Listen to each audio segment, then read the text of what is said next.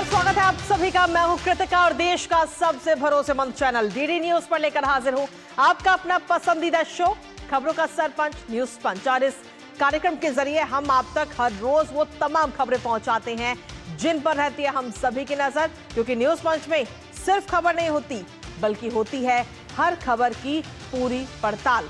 तथ्य और आंकड़ों के जरिए आपको समझाते खबर का हर एक बिंदु। और आज न्यूज पंच के जरिए जिन प्रमुख खबरों की करेंगे हम विस्तार से बात, जानेंगे लेटेस्ट अपडेट अपने संवाददाताओं से। सबसे पहले एक नजर उन महत्वपूर्ण खबरों पर।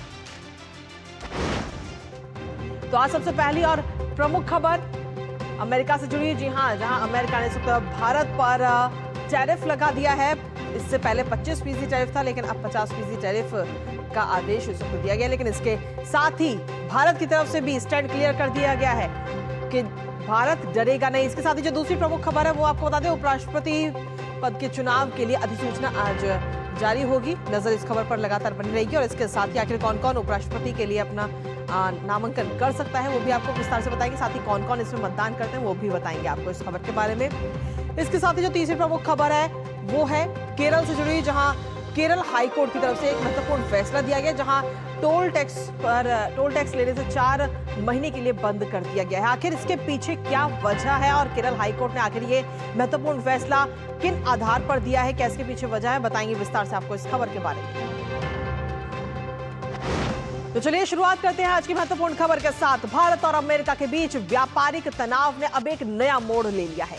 अमेरिकी राष्ट्रपति डोनाल्ड ट्रंप ने भारत से होने वाले आयात पर कुल 50% तक का टैरिफ लगाने की घोषणा कर दी है, जिसे भारत सरकार ने अनुचित, अकारण और तर्कहीन करार देते हुए ये इस बात साफ कही है कि वो अपने 140 करोड़ नागरिकों के सही राष्ट्रीय हितों की रक्षा के लिए हर आवश्यक कदम उठाएगा। ट्रंप द्वारा भारत पर लगाया गया यह टैरिफ भारतीय निर्यातकों, विशेष रूप से जो छोटे और मझोले उद्योग हैं, उनके लिए इस समय चिंता का विषय बना हुआ है और कई प्रमुख सेक्टरों पर इसका सीधा असर भी पड़ता हुआ नजर आ सकता है। हालांकि भारत के पास कई कूटनीतिक, आर्थिक और रणनीतिक विकल्प भी मौजूद हैं, जिससे इस टैरिफ के प्रभाव को कम किया जा सकता है। आखिर ट्रंप के टैरिफ पर भारत का क्या स्टैंड है और इस टैरिफ का किन किन क्षेत्रों में क्या असर पड़ेगा, साथ ही भारत के पास क्या कुछ विकल्प है, बताएंगे आपको विस्तार से। साथ ही करेंगे चर्चा अपने संवाददाता से। उससे पहले आपको दिखाते हैं ट्रंप का टैरिफ टेरर।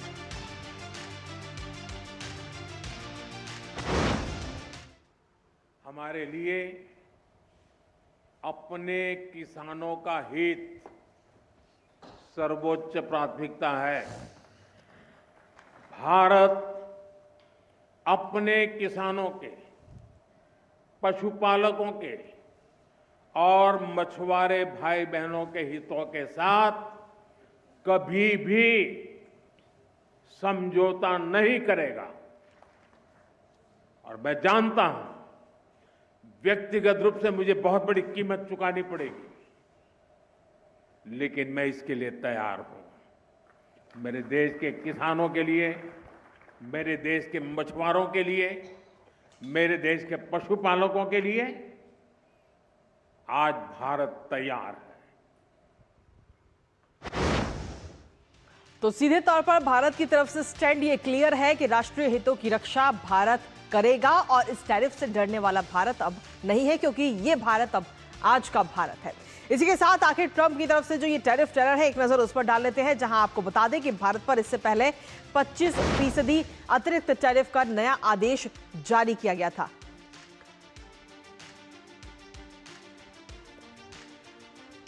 तो ट्रंप का टैरिफ टेरर बताएंगे आपको, लेकिन उसके साथ ही आपको बता दें कि प्रधानमंत्री नरेंद्र मोदी ने आज क्या कुछ कहा। उन्होंने सीधे तौर पर कहा कि हमारे लिए अपने किसानों का हित सर्वोच्च प्राथमिकता है। ये बात प्रधानमंत्री की तरफ से कही गई। इसके साथ ही कार्यक्रम में शामिल होते हुए प्रधानमंत्री ने कहा कि भारत अपने किसानों, पशुपालकों, मछुआरों के हितों के साथ किसी भी प्रकार का कोई समझौता नहीं करेगा। ये आज का भारत है, ये नया भारत है। इसके बाद में प्रधानमंत्री नरेंद्र मोदी ने कहा कि व्यक्तिगत रूप से मुझे इसकी कीमत चुकानी पड़ेगी, जिसके लिए मैं तैयार हूं, लेकिन आज का भारत झुकेगा नहीं। और साथ ही उन्होंने कहा कि ये आज का भारत है और अपने राष्ट्रीय हितों की रक्षा करना भारत अच्छे से जानता है। ये बात प्रधानमंत्री नरेंद्र मोदी ने कही है। लेकिन इसके साथ ही ट्रंप की तरफ से जो टैरिफ टेरर ये नजर आए, क्योंकि इससे पहले अगर हम देखें तो 25% अतिरिक्त टैरिफ का ये नया आदेश जारी किया गया। इससे पहले 25% टैरिफ लगाया गया था, लेकिन अब इस 25% को और ज्यादा बढ़ा दिया गया है और अब इसे कर दिया गया है 50%। एक नजर डालते हैं ट्रंप के इस टैरिफ टेरर पर।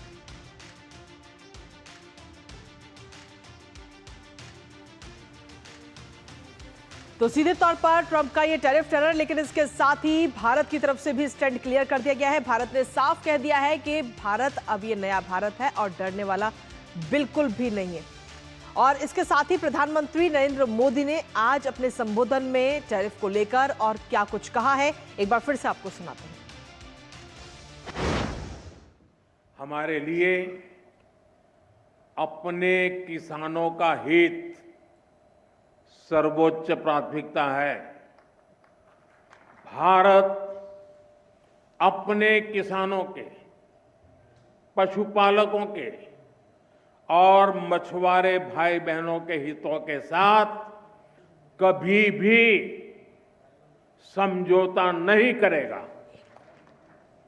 और मैं जानता हूं व्यक्तिगत रूप से मुझे बहुत बड़ी कीमत चुकानी पड़ेगी, लेकिन मैं इसके लिए तैयार हूं। मेरे देश के किसानों के लिए, मेरे देश के मछुआरों के लिए, मेरे देश के पशुपालकों के लिए आज भारत तैयार है।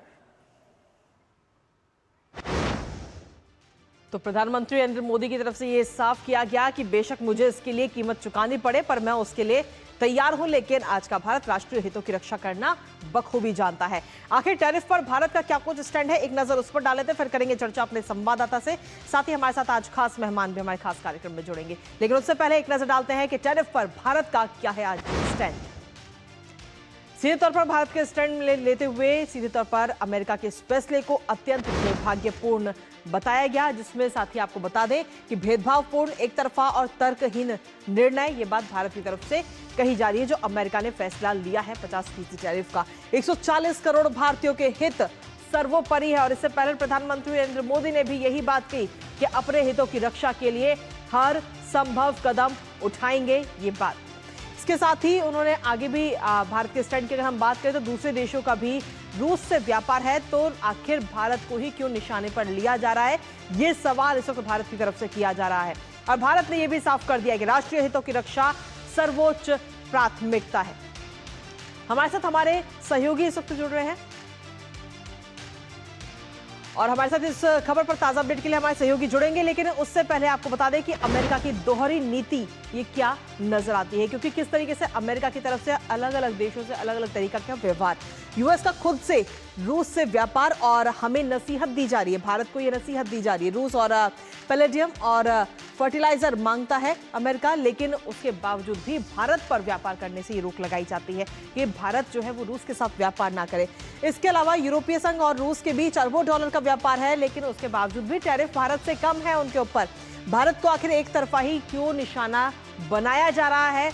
वैश्विक व्यापार की अगर हम बात करें तो उसमें अमेरिका की निष्पक्षता पर भी गंभीर सवाल खड़े होते हैं। और ब्राजील ने भी, जब ये फैसला ट्रंप की तरफ से आया तो ट्रंप के इस फैसले की आलोचना ब्राजील की तरफ से कही गई, जिसमें ब्राजील के राष्ट्रपति की तरफ से कहा गया कि ट्रंप से बातचीत अपमानजनक है और वैश्विक मंच पर अमेरिका के साख को सीधे तौर पर झटका भी इसके जरिए मिलेगा। हमारे साथ हमारे सहयोगी इस वक्त जुड़ रहे हैं, सीधा उन्हीं का रुख करते हैं। हमारे साथ हमारे सहयोगी अक्षय डोंगरे और शैलेंद्र मिश्र इस वक्त जुड़ रहे हैं, सीधा उनका रुख करते हैं। अक्षय, सीधे तौर पर ये दोहरी नीति कहीं ना कहीं अमेरिका की नजर आती है कि भारत के साथ अलग व्यवहार और बाकी अन्य देशों के साथ अलग व्यवहार है, क्योंकि इससे पहले अगर हम देखें तो अमेरिका खुद रूस के साथ व्यापार करता है, यूरोपीय संघ व्यापार करते हैं, लेकिन उसके बावजूद भी ईयू पर कम टैरिफ है और भारत के ऊपर ही ज्यादा टैरिफ लगाया गया है। क्यों? साफ तौर पे अगर बात की जाए निष्पक्षता की, तो अमेरिका कभी भी एक निष्पक्ष देश नहीं रहा है। अमेरिका ने हर उस देश का इस्तेमाल किया है जो उसके अपने हितों को साधने के लिए उसे ठीक लगा।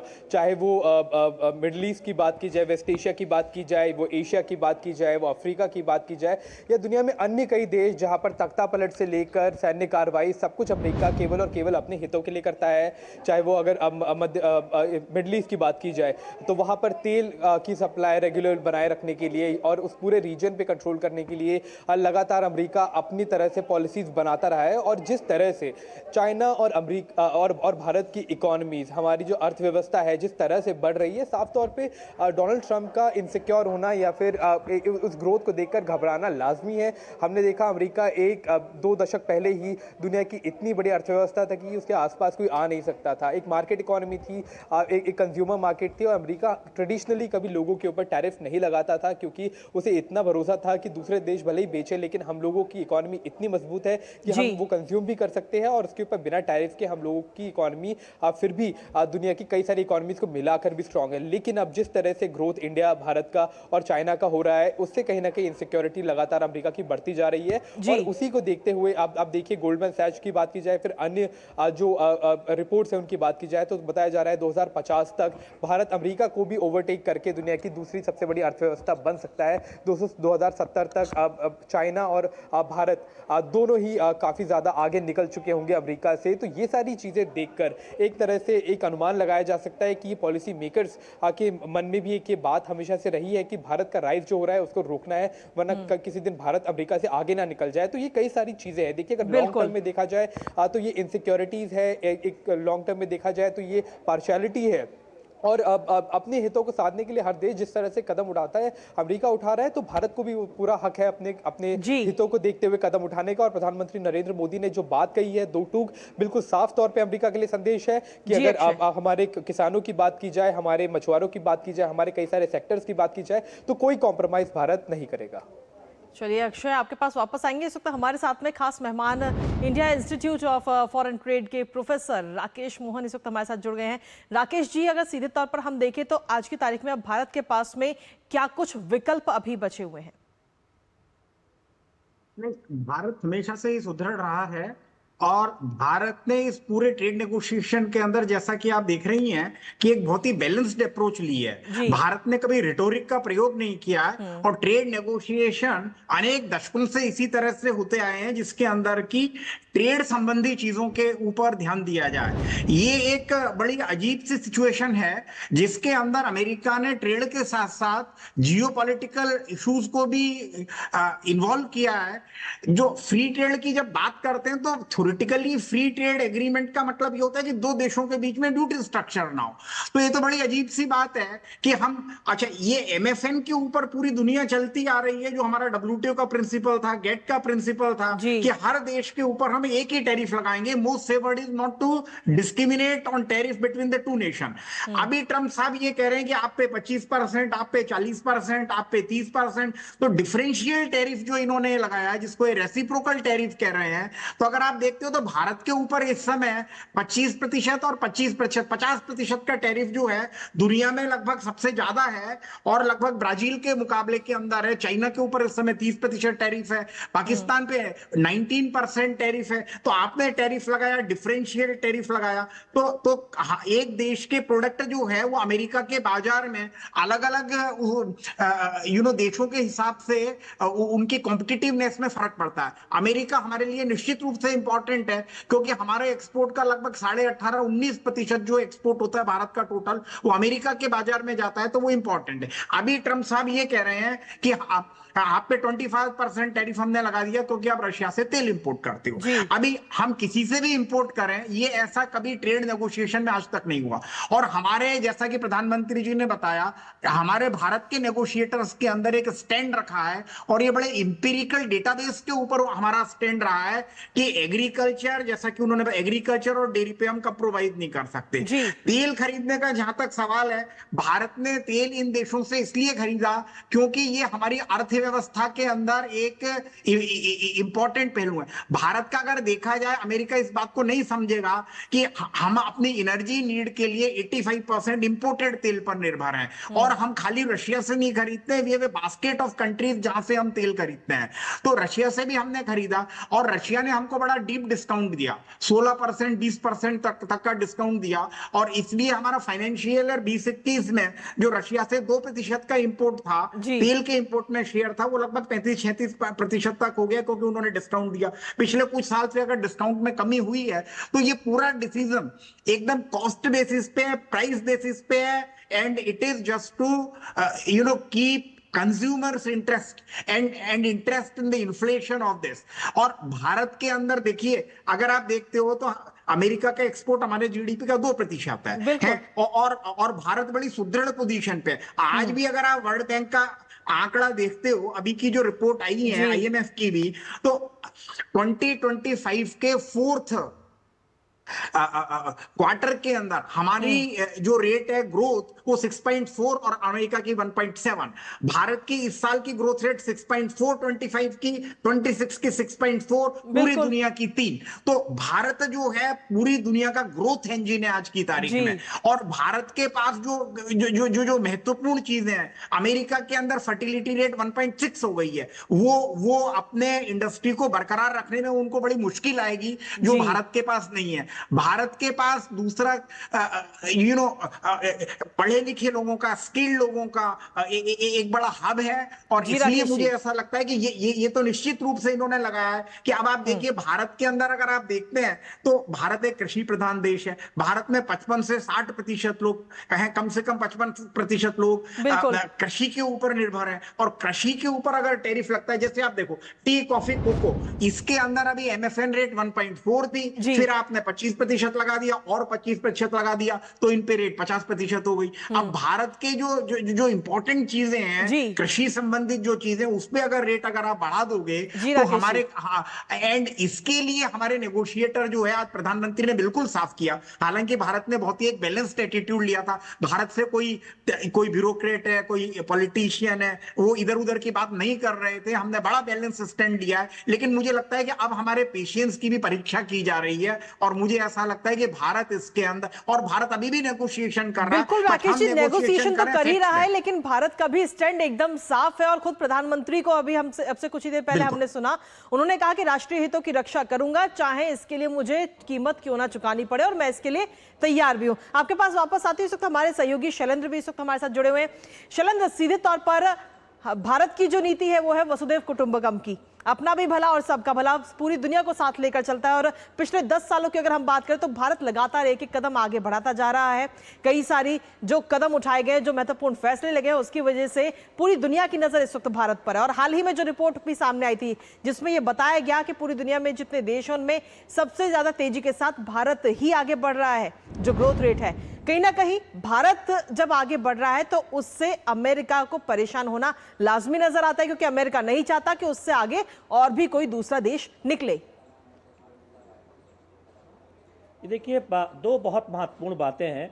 हम जानते हैं कि जो अतिरिक्त टैरिफ लगाया है अमेरिका ने भारत पर, उस पर आधिकारिक बयान भारत सरकार का जब कल आया, उसमें बात बहुत स्पष्ट तौर पर कर दी गई कि ये बिल्कुल ही अनुचित है जो अमेरिका की तरफ से फैसला किया गया है, और भारत अपने हितों के हिसाब से फैसला लेने के लिए पूरी तरह से स्वतंत्र है और वो उस हिसाब से फैसले लेता है। दूसरी बात यह है जिसकी चर्चा हम करना चाहते हैं कि द्विपक्षीय व्यापार को लेकर जो बातचीत, एक समझौते को लेकर जो पिछले कई महीनों से चल रही है, जिस तरह से मीडिया में खबरें आ रही, सूत्रों से बार बार ये बात कही गई थी कि भारत अपने किसानों के हितों के साथ, पशुपालकों के हितों के साथ कोई समझौता नहीं करेगा। और अंतर्राष्ट्रीय मीडिया में भी और भारतीय मीडिया में भी इस तरह की बातें छप रही थी कि क्या नेगोशिएशन हो रही है, क्या बातचीत हो रही है। अमेरिका की तरफ से हमने कुछ बयान भी देखे थे। आज नाम हालांकि नहीं लिया गया, लेकिन ये स्पष्ट तौर पर प्रधानमंत्री नरेंद्र मोदी ने कहा कि किसानों के हितों के साथ, मत्स्य पालकों के हितों के साथ कोई समझौता नहीं होगा।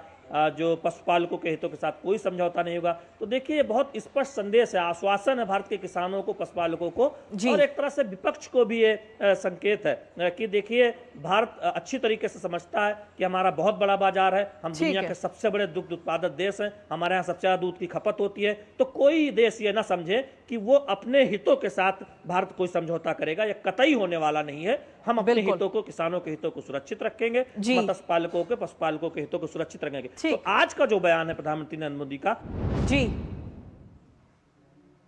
ठीक है, आपके पास वापस आएंगे। इस वक्त अक्षय भी हम लगातार बने हुए हैं। अक्षय, सीधे तौर पर ये जो टैरिफ लगाया गया है उसमें भारत के आखिर कौन कौन से क्षेत्रों पर सबसे ज्यादा असर पड़ता हुआ नजर आएगा? कौन कौन से ऐसे सेक्टर्स हैं? टेक्सटाइल एक सेक्टर है जो बड़े तौर पर दुनिया भर में एक्सपोर्ट करता है। भारत का कॉटन हो या फिर अन्य उत्पाद, अब वो दुनिया भर में जाते हैं। उसके अलावा फार्मास्यूटिकल इंडस्ट्री भारत की काफी मजबूत है, अमेरिका उसका एक बड़ा कस्टमर है, लेकिन उसके ऊपर एग्जेम्पशन दिया गया, यानी कि उसके ऊपर टैरिफ नहीं लगाया जाएगा। अब भारत एक तरह से मेक इन इंडिया के तहत एक मैन्युफैक्चरिंग हब बनकर उभर रहा है। एप्पल के आईफोन्स भी अब भारत में बनते हैं जो कि अमेरिका में बेचे जाते हैं, तो उसके ऊपर भी एग्जेम्पशन दिया गया। तो आप देखिए तो बड़े बड़े जो सेक्टर है, चाहे फार्मास्यूटिकल इंडस्ट्री या फिर इलेक्ट्रॉनिक्स, जहां पर अमेरिका खुद का फायदा था, वहां उन्होंने बिल्कुल सीधे तौर पे एग्जेम्पशन टैरिफ से दे दिया ताकि उनके कंज्यूमर्स को समस्या ना हो। और अगर बात की जाए भारत के हितों की, भारत की जो इंडस्ट्री है, टेक्सटाइल इंडस्ट्री, तो उसके ऊपर एक तरह से आर्बिट्रेरीली यानी कि एक तरफा टैरिफ लगाकर कुछ क्षेत्र है जिनको समस्या होगी, लेकिन अमेरिका को ये चीज समझनी होगी कि जिस रेट पर वो अमेरिका को बेच रहे हैं उसी रेट पर अब वो भारत यूरोपियन देशों को, यानी या फिर ऑस्ट्रेलिया को या फिर यूके को, इन सभी देशों को आराम से बेच सकता है। ये सारी की सारी सप्लाई दूसरे देशों में डाइवर्ट आराम से की जा सकती है, खासतौर पे उस वक्त जब भारत लगातार देशों के साथ फ्री ट्रेड अग्रीमेंट साइन करता चला जा रहा है, यानी कि हमारे जो ट्रेड है वो उन देशों से बढ़ेंगे। तो अब किसी को चिंतित होने की जरूरत नहीं है, थोड़े से सेटबैक्स रहेंगे इनिशियल तौर पे, लेकिन जितने बड़ी लड़ाई एक तरह से प्रधानमंत्री लड़ रहे हैं किसानों के लिए, मजदूरों के लिए, उन सभी लोगों के लिए जो एक तरह से भारत की अर्थव्यवस्था का कोर है, यानी कि इसका सबसे महत्वपूर्ण पहलू है, उसकी सुरक्षा करनी अभी इस वक्त हमारी प्राथमिकता है। ठीक है अक्षय, आपके पास वापस आएंगे। राकेश जी भी इस वक्त हमारे साथ बने हुए हैं, लगातार हमारे साथ मेहमान जुड़े हुए हैं। राकेश जी, अगर सीधे तौर पर हम देखें तो अमेरिका भी रूस के साथ व्यापार कर रहा है, यूरोपीय संघ है वो भी व्यापार कर रहे हैं, लेकिन भारत जब व्यापार कर रहा है तो भारत पर ये रोक लगाई जा रही है। क्या इसके पीछे आप रणनीति मानते हैं? और इससे पहले अगर हम देखें तो डोनाल्ड ट्रंप ने चीन के ऊपर भी काफी टैरिफ लगाया था, फिर और कई बार यूटर्न लेते हुए भी नजर आए। पहले वो बयान दे देते हैं, आदेश जारी कर देते हैं और फिर यूटर्न लगाते हुए नजर आते हैं। नहीं प्रीति जी, ये तो आपको पता है कि ट्रंप की पर्सनैलिटी की एक बड़ी खासियत है, and something which is very predictable about president Donald Trump is unpredictability. Something which is very certain about Donald Trump is uncertainty, policies and strategy. तो आज करते हैं फिर कल बदल जाते हैं। तो मुझे ऐसा लगता है कि अभी भी उन्होंने जो टाइम दिया है 21 दिन का, उसके अंदर दोबारा बदलने की उम्मीद है, और कितनी बार किस देश में बदलेंगे वो पता नहीं है। सो ओनली थिंग इज एक तो क्या है कि हमको मॉनिटर करना है सिचुएशन को round the clock and consistently कि what is happening in other parts of the world, और कब हमारा प्रोडक्ट कॉम्पिटिटिव होता है, कब हमारा प्रोडक्ट अनकॉम्पिटिटिव होता है, वो हम कर रहे हैं। दूसरा, we also need to look at the market diversification also for these product. और जहां तक सवाल है कि दूसरे देश तो निश्चित रूप से ले रहे हैं, अमेरिका भी उनसे ले रहे हैं, हमसे ज्यादा तो चाइना ले रहा है उनसे, यूरोपियन यूनियन हमसे ज्यादा ले रहा है, लेकिन भारत को उन्होंने अलग से किया। तो मुझे ये लगता है कि एक थोड़ा सा क्या है कि he is using non conventional techniques for negotiation. तो एक उनकी प्रेशर टेक्टिक भी हो सकती है। तो बहुत सारा, क्योंकि अमेरिका के बड़े देश के बड़े राष्ट्रपति हैं, उनको समझना बड़ा मुश्किल है, और सारे ही लोग उनको समझने की कोशिश कर रहे हैं। तो इससे पूरी दुनिया के अंदर नई एक ग्लोबल डायनामिक्स बन रही है। लेकिन मुझे लगता है कि भारत ने unlike many other countries like Brazil है, कनाडा है, इवन चाइना है, एक टफ स्टैंड नहीं लेके हमने बैलेंस स्टैंड लिया है, और हमने कहा कि ट्रेड को ट्रेड की तरह से आप नेगोशिएट करिए, और हमारे नेगोशिएटर्स जो है facts and figures and data के हिसाब से हम लोग नेगोशिएट कर रहे हैं। बट होता क्या है कि the whole thing get rattled when the president Trump वो दूसरी चीजों को उसको बीच में ले आते हैं कि अच्छा अभी तो फार्मास्यूटिकल और इलेक्ट्रॉनिक की बात की, लेकिन कल उन्होंने ये भी धमकी दी है कि इनके ऊपर भी हम 150% वो लगा देंगे। कल उन्होंने भी कहा है कि हम चाइना से बैन कर देंगे। सुनो, नई नई चीजें आ रही हैं तो आने दीजिए, बिकॉज यू नो द वक्त डायनामिक है, ट्रेड सिचुएशन डायनामिक है, लेकिन हमको एक स्थिर होते हुए, स्टेबिलिटी होते हुए, और हमको नेगोशिएट भी करना है और हमको अपने ट्रेड को प्रमोट भी करना है। तो भारत एक कॉम्प्रिहेंसिव स्ट्रेटेजी इसके लिए यू नो एडप्ट कर। जी राकेश जी, कुल मिलाकर अगर हम देखें तो भारत की तरफ से स्टैंड तो क्लियर है ही, लेकिन इसके साथ ही अब भारत आगे क्या कुछ कदम उठाता है, इस पर नजर हम सभी की लगातार बनी है। फिलहाल आपका बहुत बहुत शुक्रिया, और इसके साथ ही शैलेंद्र और अक्षय, आप दोनों का भी बहुत बहुत शुक्रिया तमाम जानकारी हमारे साथ साझा करने के लिए। और इसी बीच न्यूज पॉइंट में वक्त इस वक्त की बड़ी खबर का सीधा रुख कर लेते हैं, जहां जस्टिस यशवंत वर्मा की सुप्रीम कोर्ट से राहत नहीं मिली है। सुप्रीम कोर्ट ने जस्टिस यशवंत वर्मा की याचिका को सीधे तौर पर खारिज कर दिया है। आपको बता दें कि इस वक्त जांच कमेटी की रिपोर्ट को अमान्य करार देने की मांग की गई थी, और इस याचिका को सीधे तौर पर खारिज इस वक्त कर दिया गया है सुप्रीम कोर्ट की तरफ से। और सुप्रीम कोर्ट ने कहा है इस पर कि इन हाउस जांच प्रक्रिया की अपनी कानूनी वैधता है, ये बात सुप्रीम कोर्ट ने कही है। तो ये लेटेस्ट अपडेट इस वक्त आप तक पहुंचा रहे हैं, जो इस वक्त की सबसे बड़ी खबर आई है, जहां सुप्रीम कोर्ट ने जस्टिस यशवंत वर्मा की याचिका को खारिज कर दिया है। हमारे साथ हमारे सहयोगी अश्विनी मिश्रा इस वक्त जुड़ रहे हैं फोन लाइन पर, सीधा उनका रुख करते हैं ताजा अपडेट के लिए। अश्विनी, क्या कुछ ताजा अपडेट है आपके पास में इस पूरी खबर को लेकर? सुप्रीम कोर्ट ने साफ तौर से कह दिया है, स्पष्ट समझा है कि जस्टिस वर्मा, उन्होंने इन हाउस जो प्रोसीजर था उस प्रोसीजर को उन्होंने बताया था कि ये अल्टर वायरस है, ये गैर कानूनी है, असंवैधानिक है और ये कानून से विपरीत है।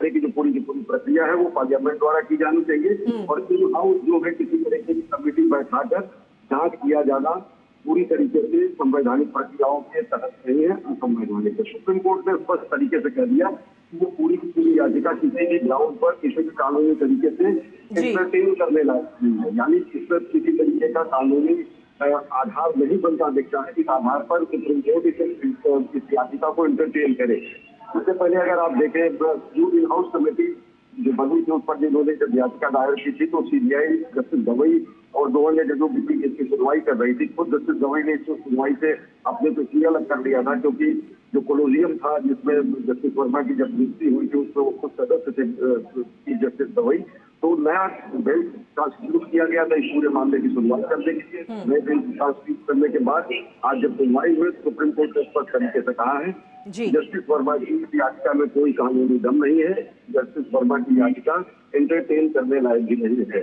स्पष्ट तरीके से लोग जो कानूनी लाभ लेने की कोशिश में थे या फिर कानूनी अपने अधिकारों का उपयोग करने की कोशिश में थे, उसको सुप्रीम कोर्ट ने उस पर विराम लगा दिया है। सबसे बड़ी बात यह है कि ये अनप्रेसिडेंटेड ऐसा मामला है, अभूतपूर्व ऐसा मामला है जिससे जस्टिस खुद सुप्रीम कोर्ट की